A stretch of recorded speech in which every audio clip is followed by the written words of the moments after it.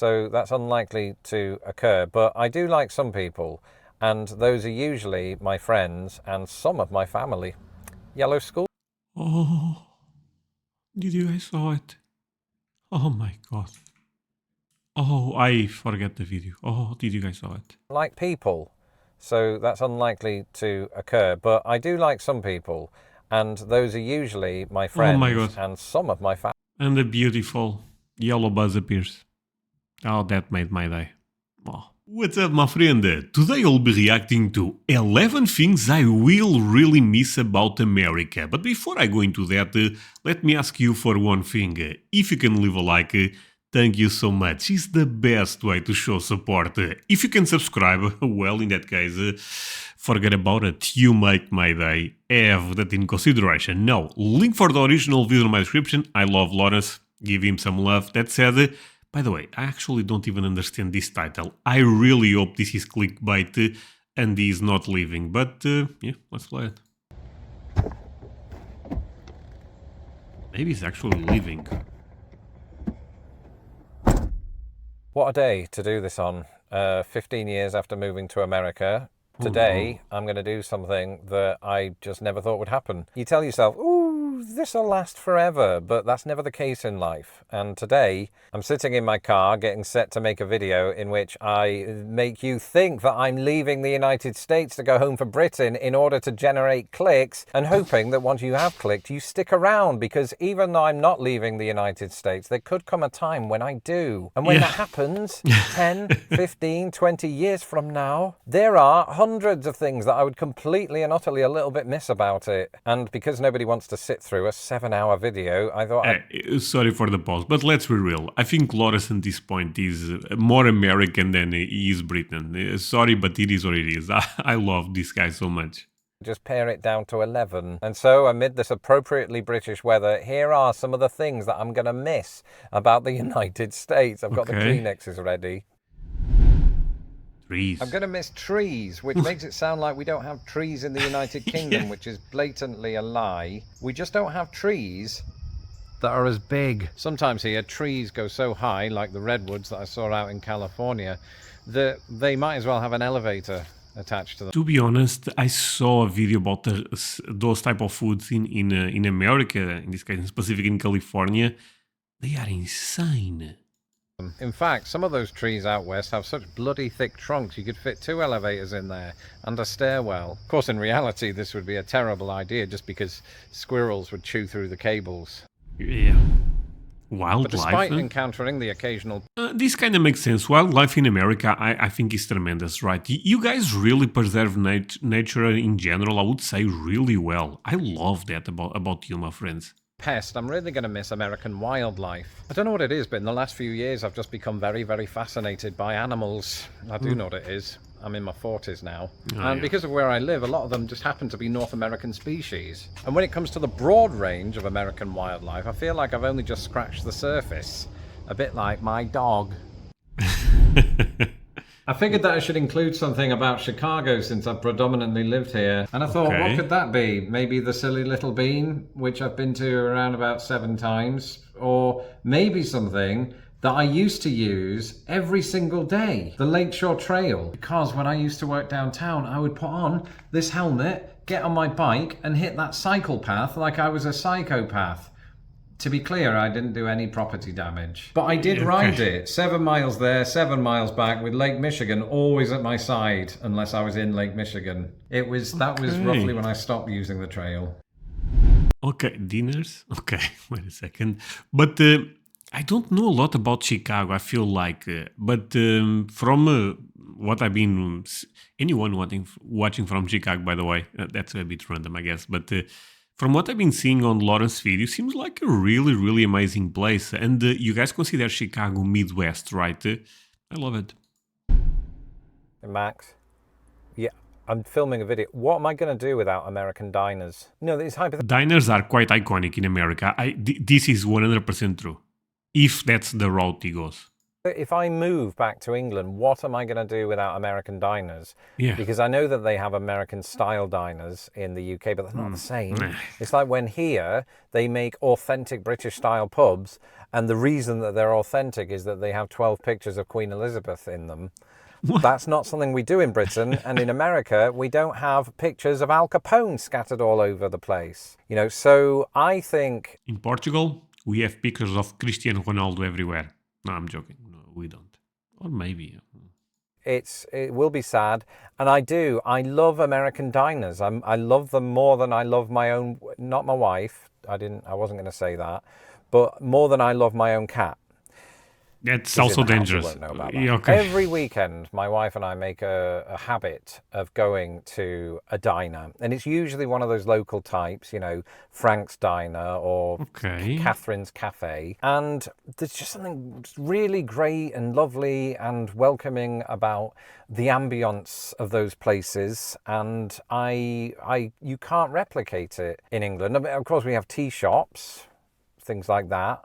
But this is different. It's something it's almost entirely American, and it is so difficult to describe. I think some of that is down to the food you get. I mean, hash browns, for example. Oh. American hash browns are very American And good. and hashy Yeah. and brown. I love them. I love diners. I live for them. The conversation. Okay, I live for them is okay. That's that. Okay, we went too far there, but I would say one thing: they are really cozy, and is something that I consider very iconic in America. I would love to go to a nice diner. 100%, I would. Happens. Can I find diners all over America, or certain regions they embrace this a bit more? I don't know, but I think it's probably around all America.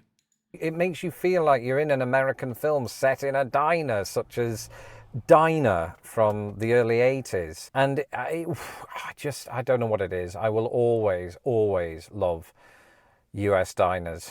And It's iconic. are you still there? It's iconic. Come on. Yeah. No, I am. I'm choking up. I'm just thinking about the fact that they could one day be gone. Yeah. I mean, in some respects, they are gone. Diners, American diners, are part of a bygone era in this country. They used to be far more numerous and far more part of the American experience. Wait, is this true, my friends? Diners are disappearing in America? Oh, this cannot be true because I really want to visit a diner place when I go to America. It's so iconic. Oh, that's bad. But they are still here. Okay, but they are disappearing. That's not great because I need one year or two to go to America. Hold on. And I think that's important. I think that they need to stay as part of the American experience. Otherwise, the American experience is no experience at all. Yeah. Yes, I would like a refill on my coffee. Thank you. Food. I talk about this one a lot on my channel. So I mean, yeah. How can you not miss food in America? Let's be real. I won't dwell on it, but I love food. Who doesn't? Dead people. But American food is often very interesting because they seem to take ideas from other country and then just create their own magnificent dish, right? You see this in pizza, for example, or Tex-Mex. Yeah. And I think I'll really miss being able to get my Detroit style, or a burrito from Chipotle, or a Baconator from Wendy's. It's making me hungry just thinking about it. I believe it. It's true. I will miss American English. What? Oh, right.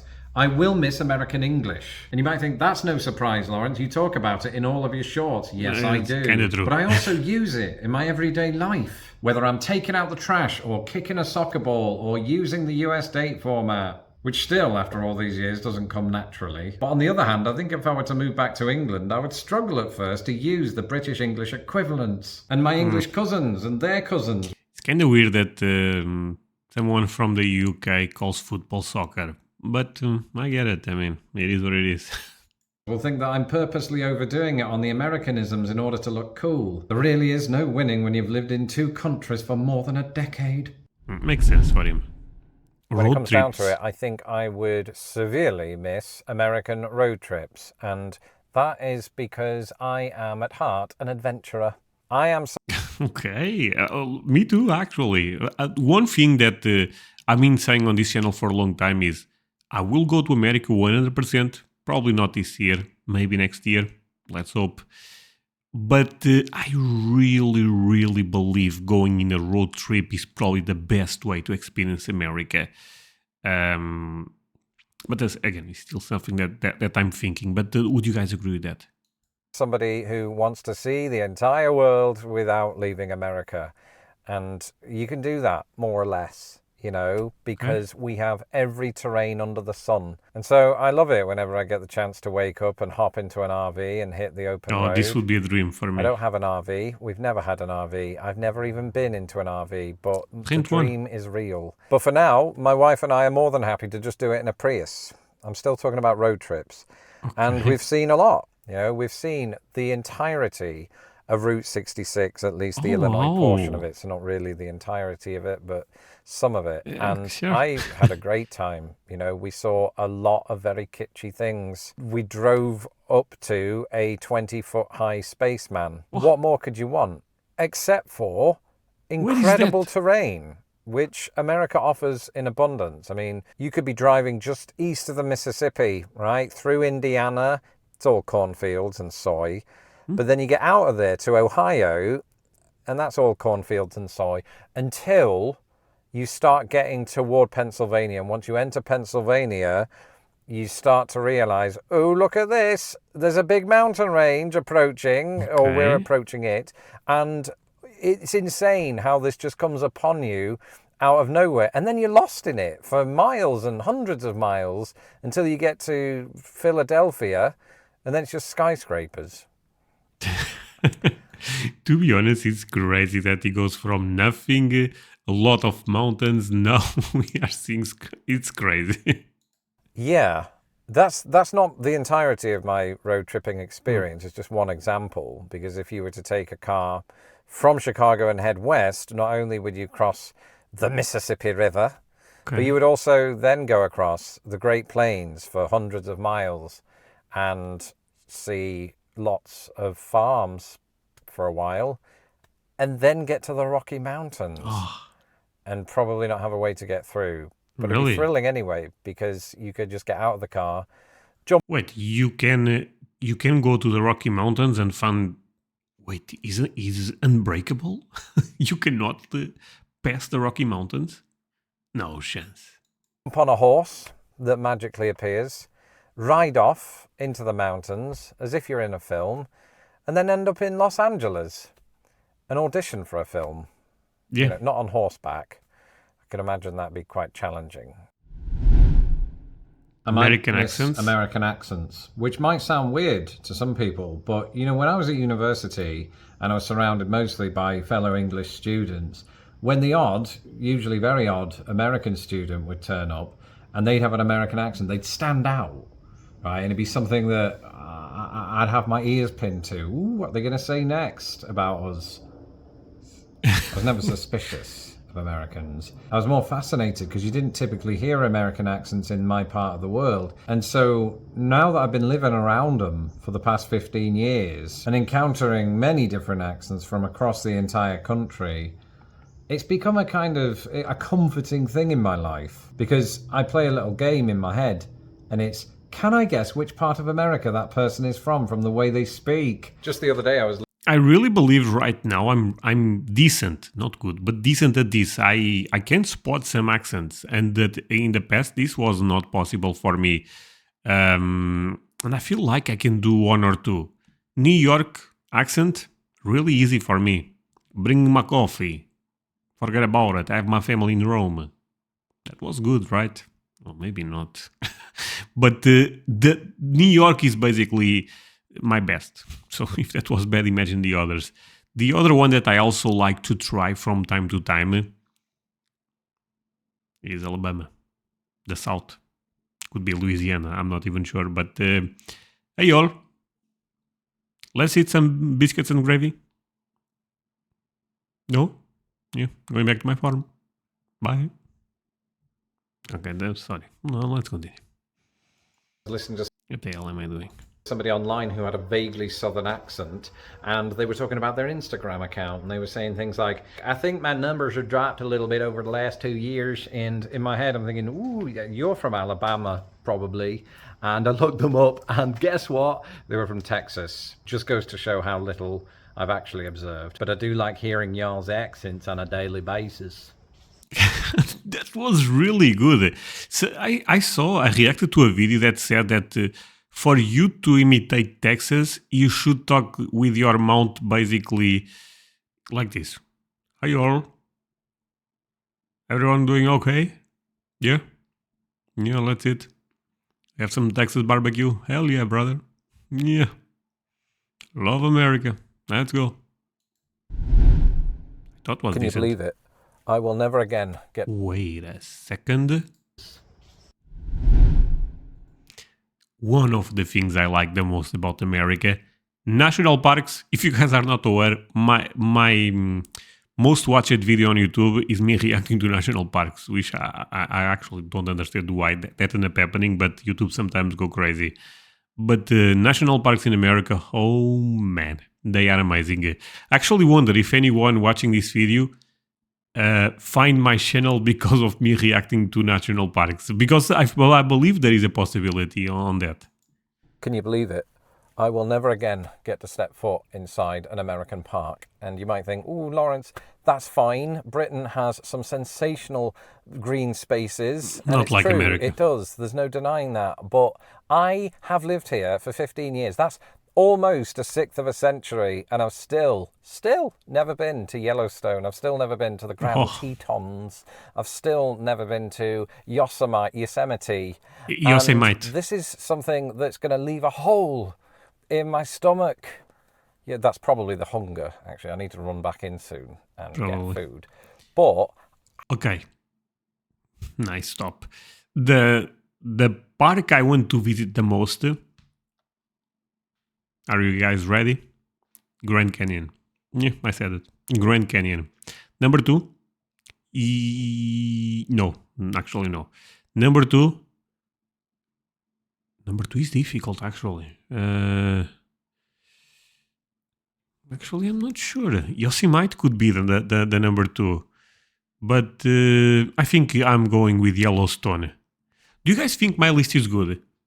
Number 1, Grand Canyon. Number 2, Yellowstone. Number 3, Yosemite. Am I doing something right on this list? In terms of priorities, if I want to visit, of course, very unlikely I will visit the 3, but is this a good order if I go, let's say, to Texas, nothing is close, right?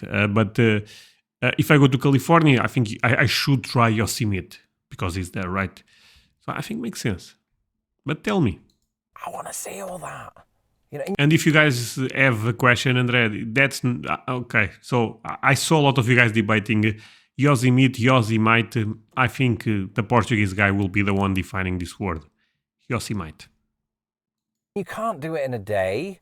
You can't even do it in 15 years. I mean, these places are monumental. They are on a level the size of which you just do not see in the UK. I've said this before, in a short. America has 2 national parks that are larger than Wales. Now, I would give anything to spend 3 months and just go... Oh, that's not good, because if he's bigger than Wales, he's probably also bigger than Portugal. Yeah, well, shame on me.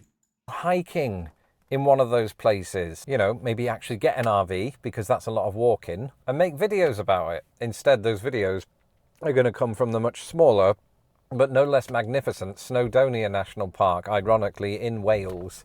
I really hope you didn't skip the intro to this video. But the US not only has the biggest national park system, it has the oldest national park system. We always hear, ooh, America doesn't have a history. Well, when it comes to national parks, it does. And I was not aware. That makes sense.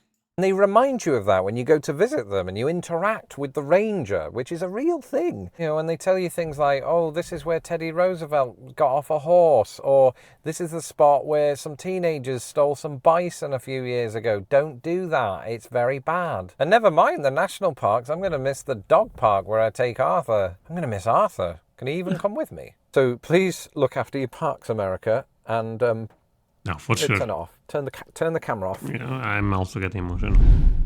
Sunsets? I suppose if the sun does set on my time in America, one thing that I'll greatly miss is American sunsets. Is that really the transition? Because two of the greatest sunsets that I've ever seen in my entire life both occurred right here in the United States of America. One of them Okay. off the coast of San Francisco in 2018, and the other right here in the Midwest frequently. And actually, I saw a particularly nice one when I buggered off to the beach the other day during the stupid heat wave. And with the lake facing east as opposed to west, which is where the Pacific was in San Francisco, there was something quite scintillating about watching this huge star in our solar system create an enormously beautiful hue behind the beach, even if it was ruined by people. crazy. Some might say improved because of the silhouette. Either way, sunsets on this level don't really occur in England. Usually you get a very nice one, but just not as nice as these. I'll I miss believe them it. a lot. Sunsets are beautiful on my country. I cannot deny that. And finally, my American friends and family, and I think this is the bit where the producers wanted me to get emotional, but the parks did me in, man. And I don't like people, so that's unlikely to occur. But I do like some people, and those are usually my friends and some of my family. Yellow School. Oh, did you guys saw it? Oh my god.